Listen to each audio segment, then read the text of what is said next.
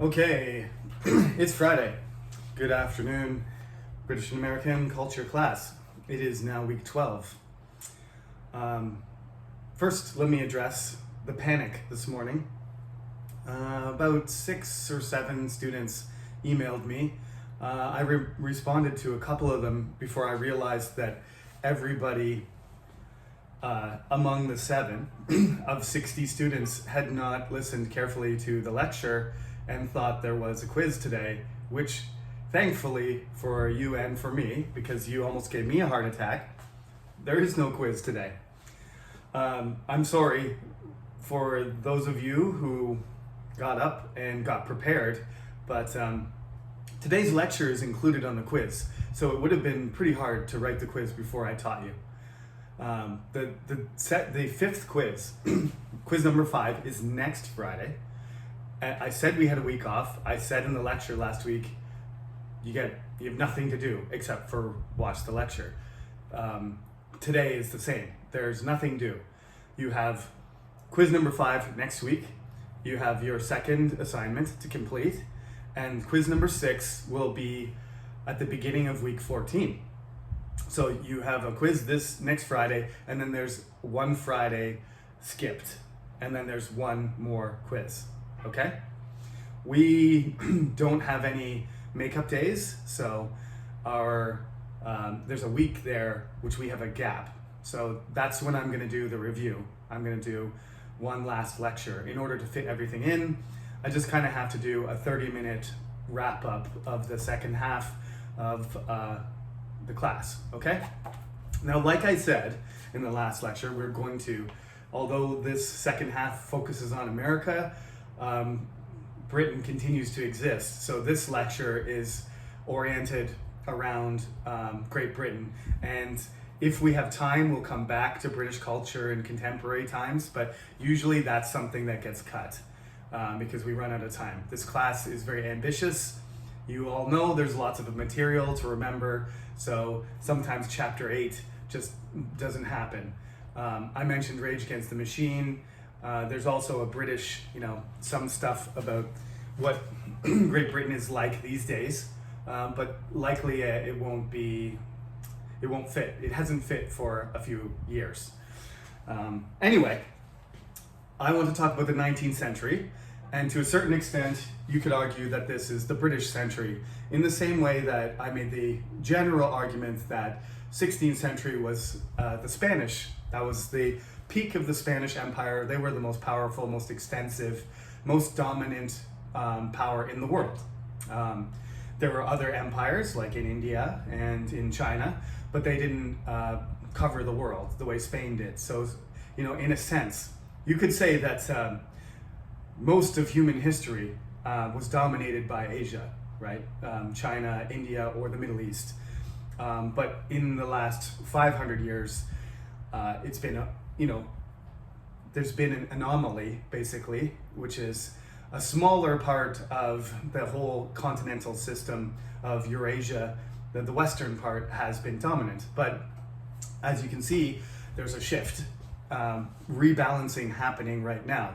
It doesn't matter if you like it or not. Not being political, it's happening. And it's happening for a reason. Asia is the traditional base of human power and civilization in our history. As I told you, though, we don't really know to what extent the North American and South American civilizations, dominated or were large and influential. We don't know exactly, but it's possible that Mexico City, which was Tenochtitlan, when Hernan Cortez arrived there in the early 16th century, that at that point it was the largest city in the world, even as large or bigger than Chinese cities. So back to the 19th century. 16th century, you could argue, is Spanish, the golden age of the Spanish Empire. Doesn't mean it's perfect, doesn't mean that there isn't other powerful civilizations. That was just the rise of Spain. The first thing I want to say is that a lot of people think, as you grow up and you learn about history, obviously you think that losing America was a disaster. And it was. There's no question about that. But what was lost at that time is not the United States of America with 50 states and Alaska and Hawaii and the biggest military and economy in the world. That's not what they lost. They lost 13 colonies on the eastern side of the United States, which together were like the size of France and Germany together. They didn't lose the third largest country in the world. Okay, it wasn't that severe. Most of North America was still undeveloped. So what they lost was the eastern seaboard. They lost New England and they lost the eastern states in the south. That's all. Okay, as you know, California and everything came later. We have to talk about, how the United States developed, and it's not developed in 1776. It's 13 colonies, not 50 gigantic states. So people like me think that, this was the point where the British started to get weaker. That's not the case.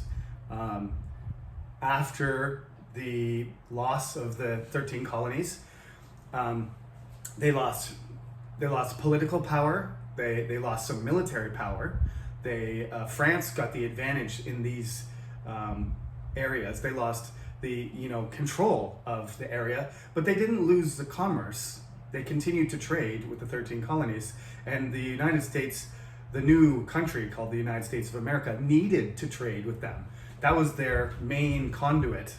Most of their trade was with the mother country, and most of their shipping went through the British Navy, the Merchant Marine. So they didn't have to pay for the United States. They didn't have to protect it. They didn't have to pay for it. They didn't have to fight against the native people.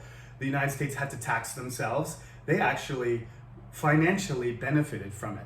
The United States was broke for the first 25 years of its existence, from 1776, if you want to count that. But as I said, 1783 is when they got independence. But if you count from the point where they stopped being supported from Great Britain, it's even longer than 25 years. They don't start to get their economic engine going until after Thomas Jefferson is retired from the presidency. So you're talking like 35, 40 years, like several generations of United States people are not living in the economic powerhouse that we know as the United States today. So that's the first thing you got to remember. The loss of the colonies and the subsequent formation of the United States did not affect significantly the growth of the British Empire. In fact, after that, Canada would get bigger and bigger. India, South Africa, and Australia would all add, and New Zealand and other places, to be fair. I'm skipping some of them, but primarily India was the most significant colonial territory by far. It was the jewel of the British Empire. That was the economic engine that easily more than replaced, in terms of land, in terms of labor, in terms of influence, connections to China, connections to Africa, and India arguably built, the British Empire was built on the back of the Indian contribution. And any of you who are from Bangladesh or from India or Pakistan or any of those South Asian countries, you probably have learned this, that that was a form of exploitation. As I argued before, there are some arguments to be made for imperialism being beneficial, but those are from the point of view of the mother country, and the compensation in whatever form it is, in terms of language sharing or artistic or technology, infrastructure, that kind of stuff, it doesn't balance off the amount of exploitation that happens, because that's the main motivation. Eventually, people in the United Kingdom will argue that the empire is too expensive, but that's not the way it was in 1800. There was an enormous economic and influx, a labor advantage and resource advantage, enormous. Otherwise, they wouldn't have done it. In 1945, at the end of World War II, when they were exhausted spending all of their money and resources fighting Germany, then the empire became unsustainable and it slowly deflated like a balloon. But we are talking about the beginning of the 19th century, and at that point, basically, there are two things going on. Napoleon is dominating continental Europe, and Great Britain is dominating the ocean. That is their strategy. They call it a blue ocean strategy, that they couldn't beat France, especially by themselves. Very rarely has France been beaten by anybody who doesn't have allies. So first of all, going head to head, like they did in the old days, like in the 100 Years' War, England versus France was not possible. Napoleon would have crushed them. Instead, they formed coalitions, and I believe there were 7 coalitions, and these are called the Napoleonic Wars. And this is Great Britain making a network of European allies in order to try and stop France. And France is getting bigger and bigger and more powerful, and eventually it takes the Russian Empire really to stop Napoleon, and then it requires the coalition of Prussia, Russia, rebels in Spain, the United Kingdom of Great Britain, Austria. There's like 7 different empires or significant kingdoms in Europe trying to take down Napoleon, and they do. Okay, but we'll talk about Napoleon when I get to talk about individuals. Let's talk about the ideas first. I'm going to try and be efficient here because I know that these lectures have been pretty long, probably compared to your other recorded lectures there. We have long lectures. So let's talk about the ideas of the 19th century first. Okay, first of all, it's the British century. I'm going to just call it that. I know there are things going on but it's the most dominant force in the world is the British Empire. And there's different aspects to this, okay? It's a political influence, it's a military influence, it's an economic influence. There are different aspects, and they're dominant in all of these areas over every continent. They spread their influence as an empire desires, right? The Roman Empire just keeps expanding and expanding until hundreds of years later it just collapses in on itself, partly because of overexpansion. The British Empire keeps expanding until the whole world is covered by British territory. Almost 25% of the world becomes part of the British Empire. It's the largest empire in history, even larger than the empire of the Mongols that was begun by Genghis Khan, or the empire of Alexander the Great, or the great Chinese empires, or the Roman Empire. All of those empires, and the Russian Empire, those are all gigantic empires, but they're just still not even close to the size of what the British Empire ends up being at the end of the 19th century. For most countries, this is the age of revolution. But as I said, British culture, in fact, perhaps one of its basic advantages is that it has the English Civil War in the 17th century, and there's the Glorious Revolution, which isn't really a revolution at all, right? It's like a negotiation more than a revolution. There's nobody getting killed or shot or protesting and being thrown in jail. Mostly it's like a peaceful transition to a different form of government. That's why it's called the Glorious Revolution. In that sense, it is glorious, but in the other sense, it's not a revolution at all. Since from 1688, right? From that magical date, 1588, they beat the Spanish Armada. 1688, they had the Glorious Revolution. After that, they defeat Louis XIV, also by having allies with Germans and Prussians. That's the way you beat France, is by getting all of the countries to gang up on France when it becomes too powerful. But nonetheless, you might say the 18th century is the French century.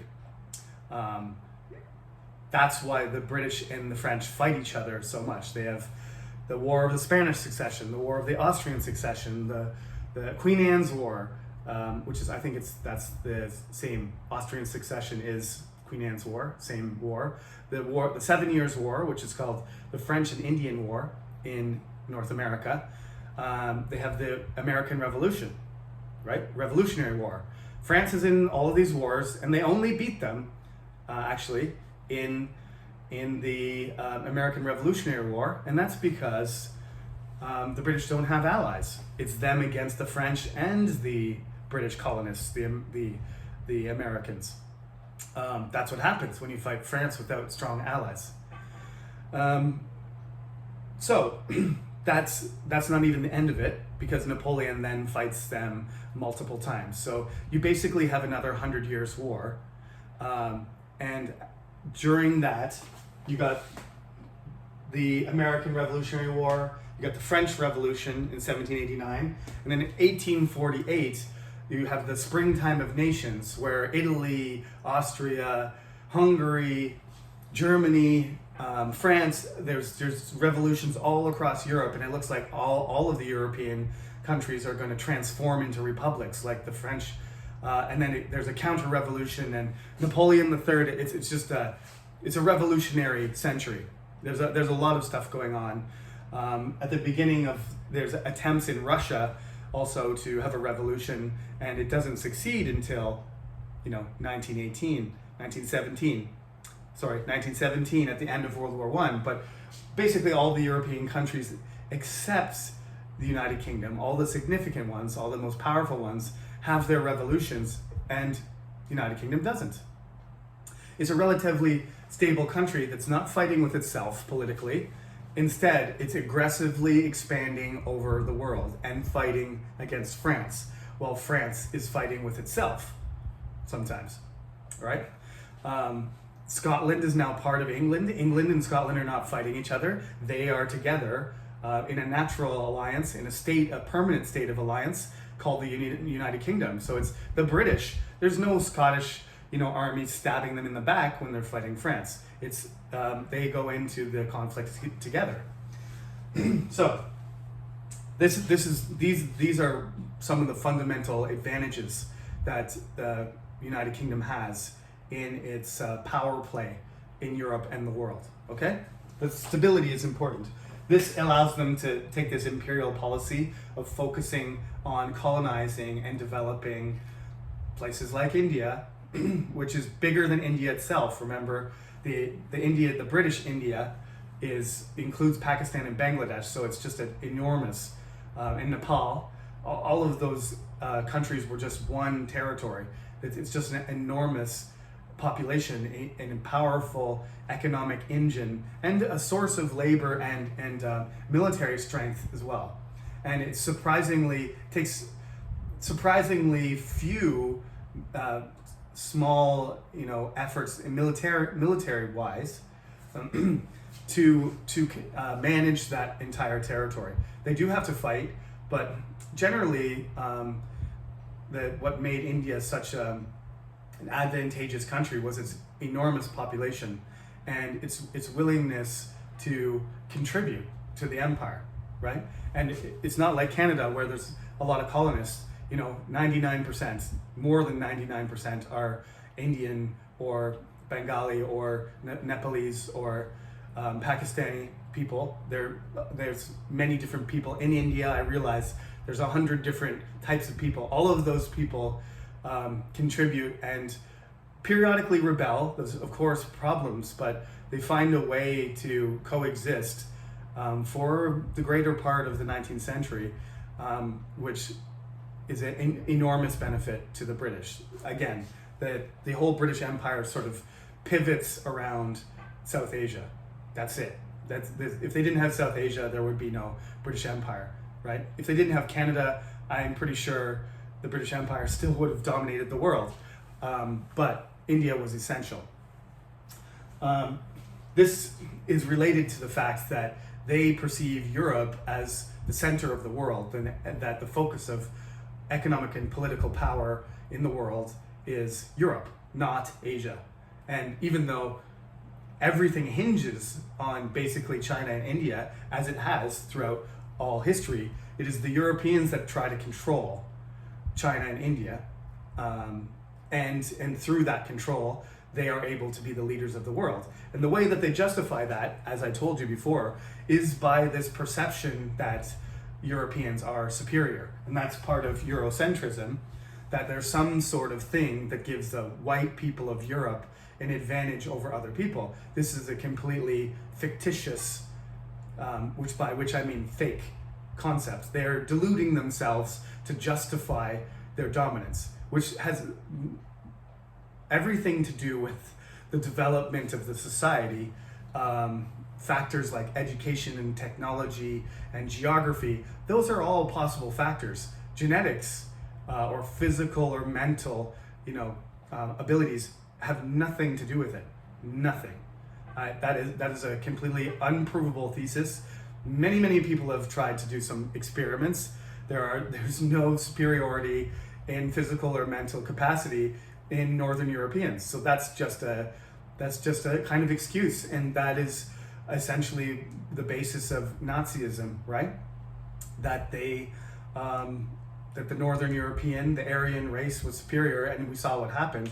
First of all, it's very dangerous, and they try and kill everybody, and they delude themselves, and they're violent and delusional, and subsequently they overestimate their own ability, not thinking that the Russians, because they're not of the superior race, can fight the way that Germans can, and they lose the war. They overestimate their ability. The fundamental weakness of the Nazis, you can't boil it down to one thing, but think, in a sense, this false sense of superiority was one of the things that doomed the Third Reich, that second attempt to take over the world.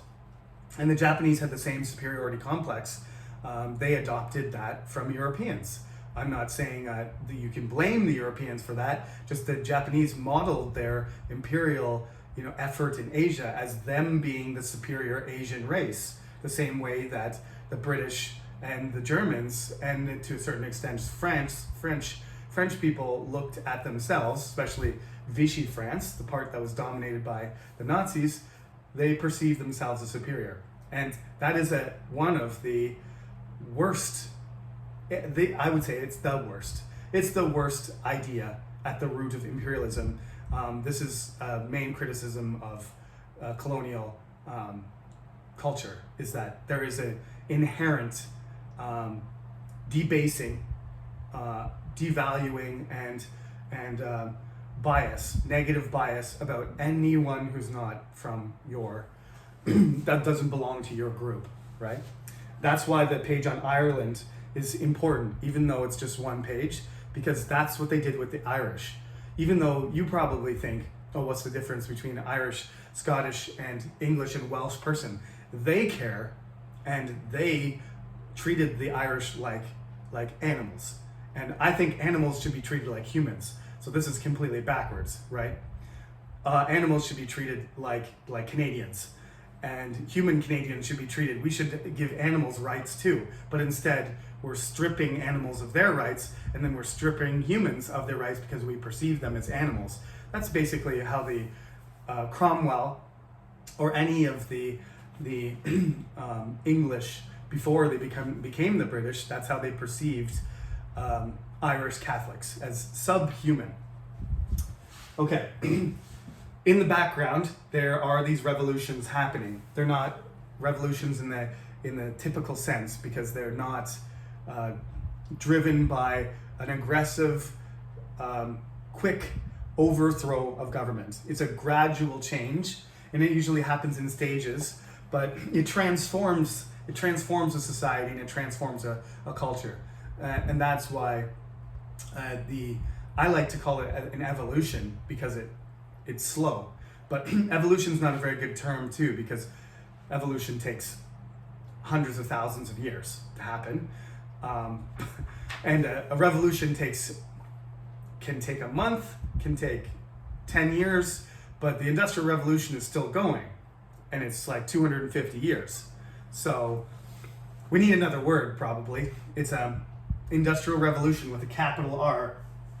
But anyway, this transformation of technology and tools and the way of living, the Industrial Revolution, is very important. You have to talk about what the benefits and what the demerits, the benefits and the demerits of obviously the main thing about the Industrial Revolution is productivity, efficiency, power, right? It just supercharges your ability to produce goods. So your industrial capacity just explodes. And any country who doesn't use the machines, it's impossible for, even if they have a much bigger labor pool, it's impossible for them to keep up. So the commercial revolution at the beginning of the 18th century and the Industrial Revolution and the Agricultural Revolution sort of feed into each other in a synergy. Those of you who are in Asian business maybe use this word to talk about how things interact with each other. There's a synergy effect between the commercial revolution, the agricultural revolution, and the industrial revolution.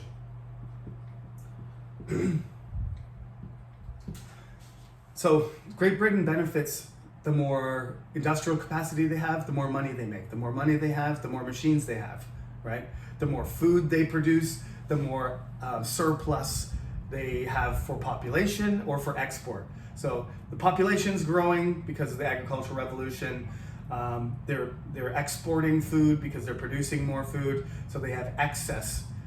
This excess enables them to increase their population, grow their labor pool, make more money, and that in turn makes the economic explosion that happens accelerate. And then there's all this money, and that money gets in turn reinvested in factories and tools and technology and assets, and the whole cycle just heats up. And by 1850, about 100 years into the Industrial Revolution, about 150 years into the Commercial Revolution, and in an equal amount of time, about 100 years, a century of this, kind of feedback synergy happening, this tiny little country in the corner of North and Northwestern Europe has a GDP bigger than China.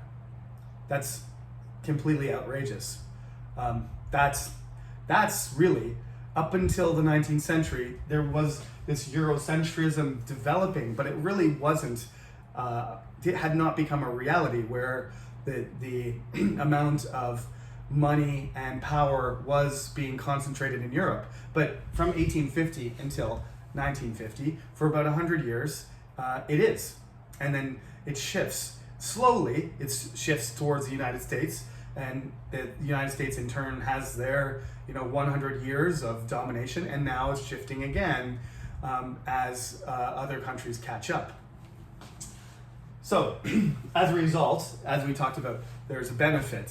There's a benefit that one of the main arguments that the British will use is that, okay, we defeated Napoleon in 1815. We became the most powerful, clearly the most powerful empire in the world. From 1815 until 1914, for 99 years, almost exactly 100 years, but 99, there are no global wars. From the Napoleonic War until World War I, which at the time was called the Great War, between Germany and France and Great Britain primarily, but there's other players involved, Russia, Austria-Hungary, and the Ottoman Empire, for example. But it is Germany that's the backbone of this conflict. That Germany gets powerful enough that the domination of the British is questioned. And when it's thrown into question, and Germany asserts itself, they go to war. So 100 years of global peace, but of course there are wars and there are exploitation and there are many people being killed all over the world. But it's not as disastrous as what Napoleon did or what happened in World War I. So Pax means peace, and Britannica means Great Britain. So you got the peace of the British. That word comes from Pax Romanus. I'm mispronouncing my Latin, which is terrible. Pax Romana is the Roman Empire's period of peace, and we will talk about in the 20th century where there's a Pax Americana, which is still kind of going. We'll talk about that. But since World War II, we've had Pax Americana essentially. All right, all that stuff's done. Check. Let's talk about individuals. There's Adam Smith. I talked briefly about capitalism. If you really want to know about capitalism, take an economics class. But there's a really brief. Adam Smith is the Scottish guy who, through his education and his intelligence, came up with the idea of the invisible hand and the free market, and that controlling money was not the best, most efficient way to develop an economy, that capitalism was, okay? And that idea will persist until today and be often questions, for example, by Karl Marx when he wrote Das Kapital. And other models will be proposed, but really capitalism has dominated the world since Adam Smith. So it was a good idea. Whether you agree with it or not, that's up to you. That's on page 164. So you should read about that, because most, even communist countries, are practicing something we call bastard communism, which is like a politically communist country, but economically capitalist. But I don't want to get into that. That's a dangerous topic anyway, and it's not our concern. But basically, capitalism is an essential part of the British and American culture, so you should basically know what it is. All right, the way that the British dominate there are various things, but it centers around the water. The British Navy is the thing that allows them to get to India in the first place and protect it. The British Army is notoriously weak amongst the European countries. Otto von Bismarck,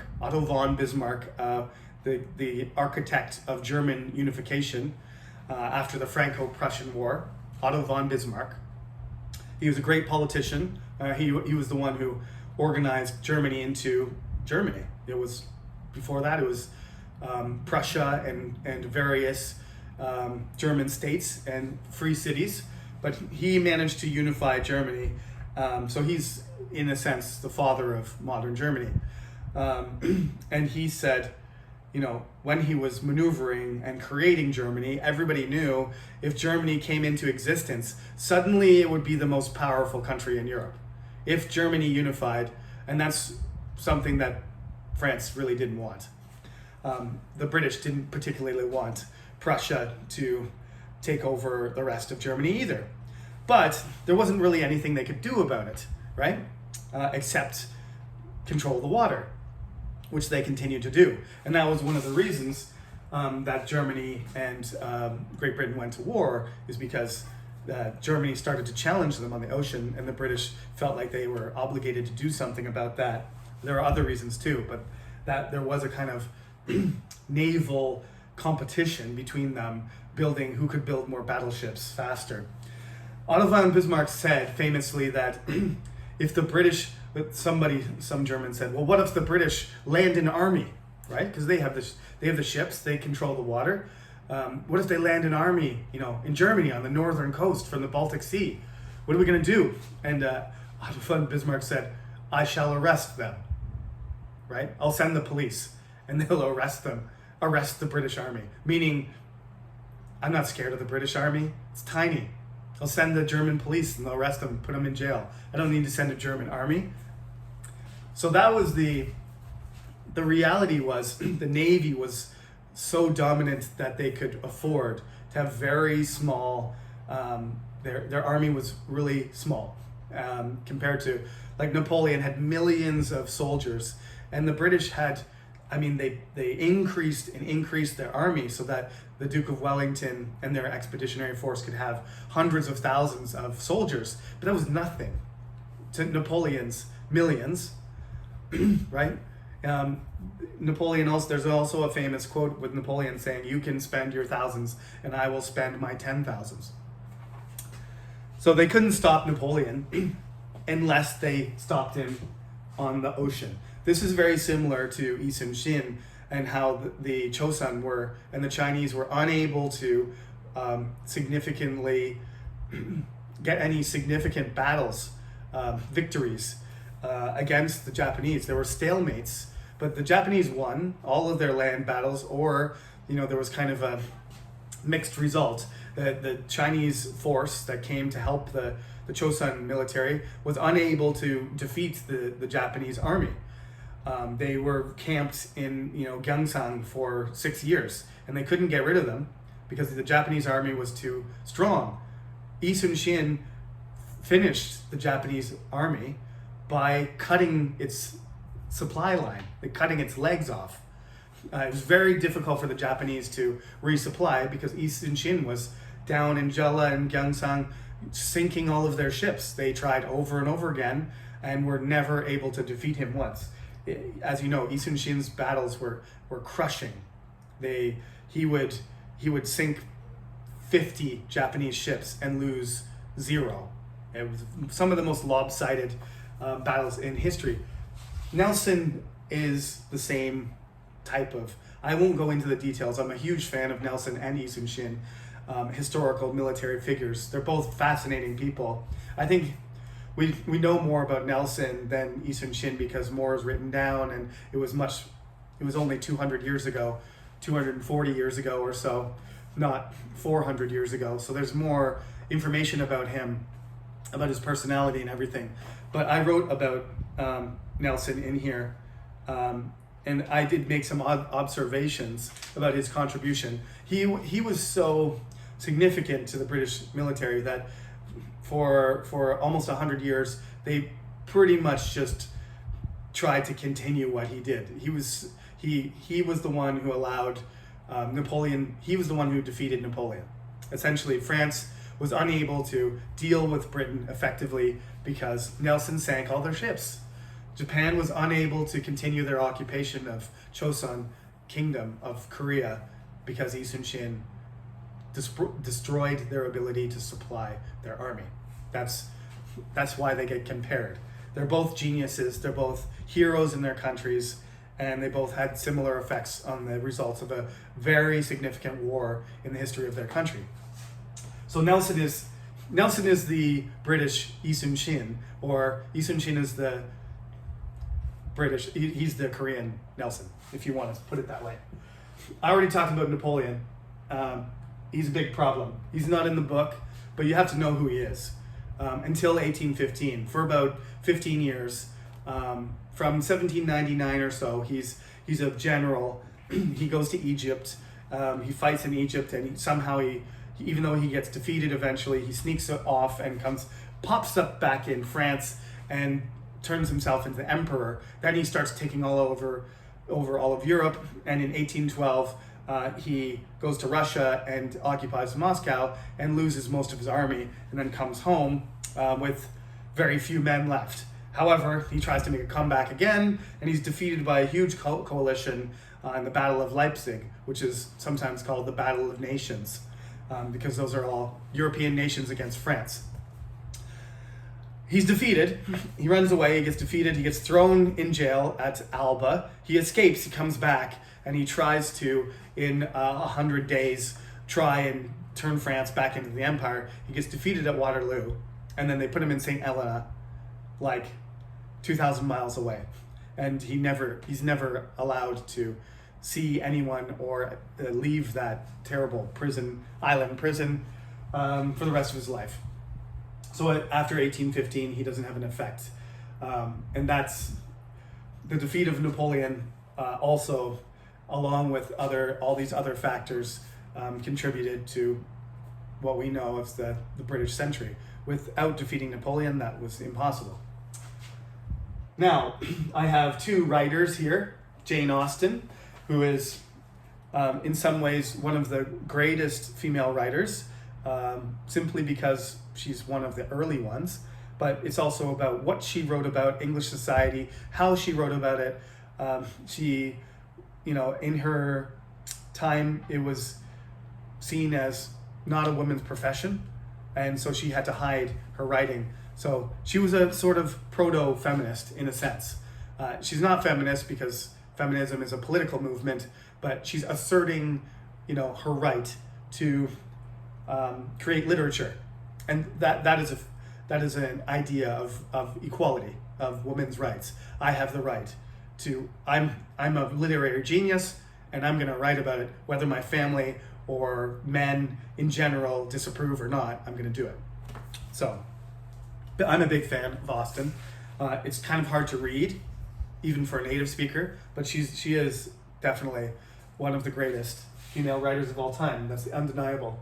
Also Dickens, he's probably my favorite 19th century writer overall, because he's become part of our pop culture so much that there's Dickensian Christmas, and there's Dickensian, scenery. It's kind of like a moral conflict with the Industrial Revolution. He writes A Tale of Two Cities, he writes A Christmas Carol, he writes Oliver Twist. These are essential British classics. It's like Shakespeare. Charles Dickens is like the 19th century Shakespeare. He's so prolific. Some of his books are better than others, just like Shakespeare's plays, but you're not going to say Hamlet sucks unless you don't understand literature. And similarly, if you read A Tale of Two Cities and you're an English literature major, you have to admit it's a masterpiece. If you read Pride and Prejudice and you pay attention, even if you don't like British society, the way that how clever it is, and the portrayals and the tension in relationships, and the reflection of what it's like to be a woman in British society, that you have to admit that this is a great piece of creative literature. And it's the same thing. Everybody knows Scrooge. Everybody knows Christmas Carol. That's one of the most well-known characters in literature. Everybody knows Hamlet. There's a reason for that. So read over the significant things about Austen and Dickens. And finally, there's a bit of a biography kind of tilt on Queen Victoria, because we call the whole age Victorian. And the reason is because she was queen even longer than Elizabeth somehow. You got Elizabethan England, all the characteristics of Elizabethan England, and you have Victorian England, all the characteristics of Victorian England. And it's very interesting how a female, she's unlike Elizabeth, who was kind of fashioned herself as a virgin warrior queen, although she was terrible. She never proved her ability in battle. She just made people, look at the image of her as this warrior queen of England, this figure. And basically, Victoria fashioned herself as the mother of England.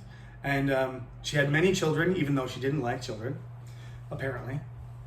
And she was married she got married, unlike Elizabeth, and she cultivated this motherly sort of character and the domestic, even though she's powerful and she's the queen, and her partner is not King Albert, he's Prince Albert, so he's lower ranking than her, but she doesn't assert her political or military or